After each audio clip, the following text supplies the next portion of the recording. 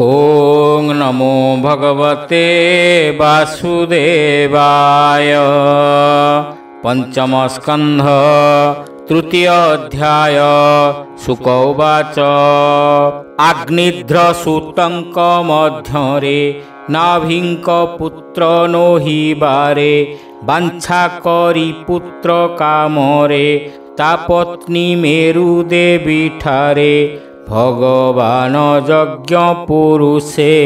से राजा भजिला विश्वासे नाभिजे शुद्ध भाव धरी मंत्रे आहुति हबि बळी ताहार श्रद्धा भावु करी यज्ञे प्रसन्न नर हरि भगवान भक्त वत्सल से सर्व आत्मार कुशल राजार संतोष निमन्ते स्वच्छंदे अति हृष्ट चित्ते मनोनयनानंद वेश अग्निरे होइले प्रकाश भुज जुगल बेनी करी पीतवसन छंती धरी शंख कमल बामे धरी दक्षिण करे गदा अरी तेणे विराजमान होई कौस्तुभ मणि कंठे सोही अमूल्य रत्न मुक्ताहार विराजमान हृदयर विविध मणि मानंकरे निर्मित मुकुट शिररे कुंडल कंकण सुंदर कटी मेखला रत्नसार हार केयूर जेनुपुर ए आदि भूषण शरीर। हरि हरि बोल। से यज्ञ वरण कर्तार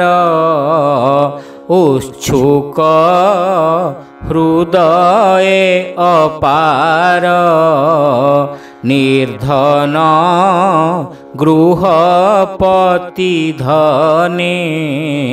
प्रापत कोटि निधि जेन्हे ते मंत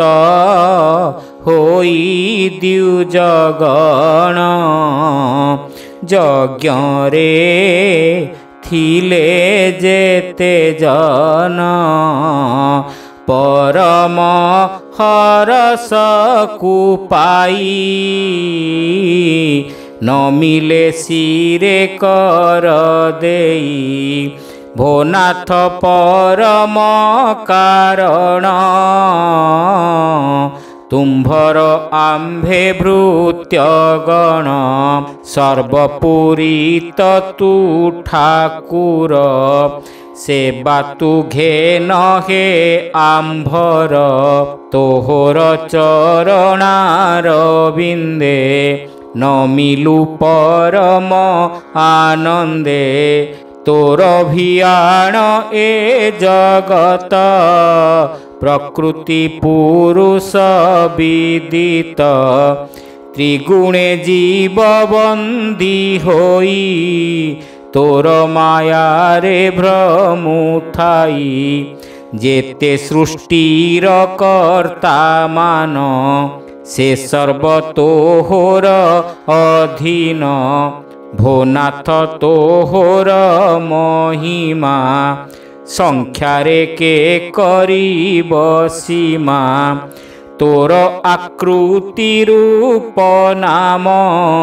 ध्याने करंती निरूपण साक्षाते नुहई गोचर भो प्रभु रूप गुण तोर तोहर नाम उच्चारण सकल पाप विध्वंसन अखिल ब्रह्मांड ठाकुर तु नाथ करुणा सागर तोहर जेते भक्त जने आनंदे प्रसन्न बदने सलील दुर्बातुल सिरे पूजन्ति तोहर पयरे तेणु तु परम पुरुष प्रसन्न हेउ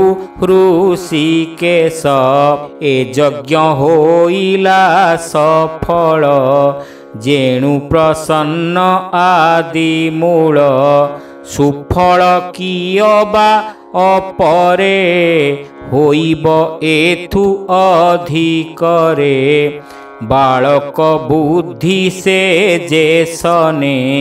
तेमंत प्राय आम्भे माने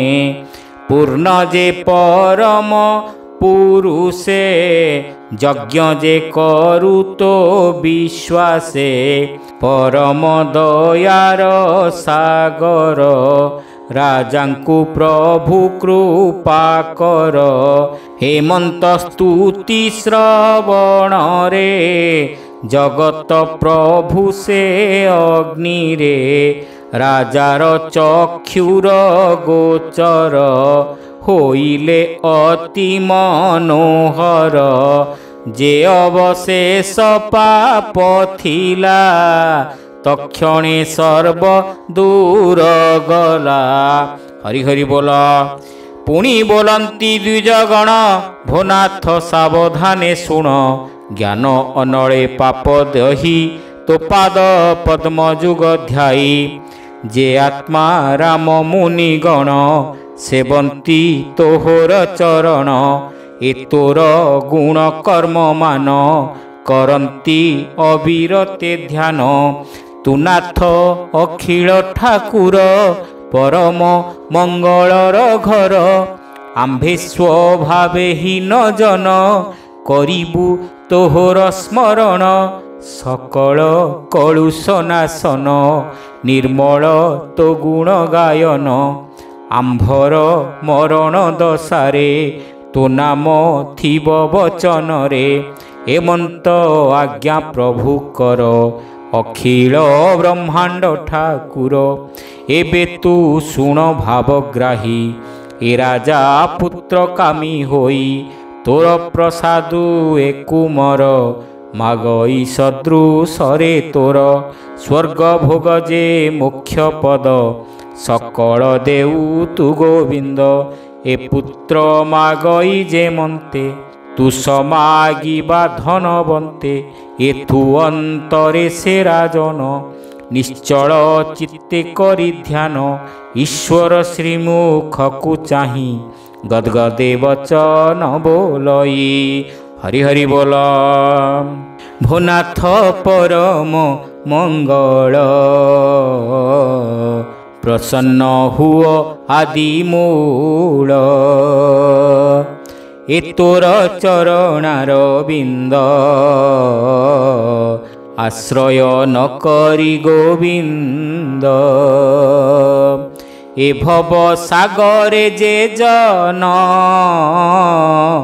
मायार हुअन्ति अधीन से मूढ़ प्राणी मानकर भोनाथ एमंत व्यवहार तोर चरणे न भजन्ति अज्ञाने संसारे पड़न्ति सकल कर्ता तु ईश्वर तोर भियाण ए संसार एमंते नाभि स्तुति शुणी देवाधिदेव शिरोमणि अखिल वृंदारक गण सेवंती जाहार चरण सदय चित्ते भगवान कहन्ति कोमल वचन। हरि हरि बोल। भगवान उवाच हे सर्व मुनि जन जेते स्तुति रे बस कल मोते मोर सदृश एहा सूत मागिल ए बड़ अद्भुत मोहर रूपत अपार कि रूपे होइबि कुमार तपस्या ब्रह्म वाक्यमान व्यर्थ होइब केसन ब्रह्मार कूलए हुई मोहर पालिबा जोगाई एबे मु पुत्र रूप होई अंशरे अवतरिबई राजा सहिते मुनिगण शुणिले एमंत वचन एतेक कही नारायण अग्निरे हेले अंतर्ध्यान एमंते मुनि यज्ञ करी प्रसन्न कराइले हरि राजार प्रिय भाव बही से प्रभु मेरु देवी तही संसारे धर्म विस्तारिण अवतरिले नारायण बोलई दास जगन्नाथ राजा यज्ञ स्तुति चरित भावे बोलई दास जगन्नाथ भावे राजा यज्ञ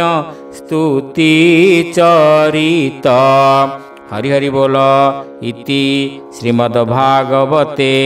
महापुराणे पारमहंस्यां संहितायां पंचमस्कन्धे नाभिचरिते वृषभावतारो नाम तृतीय अध्यायः।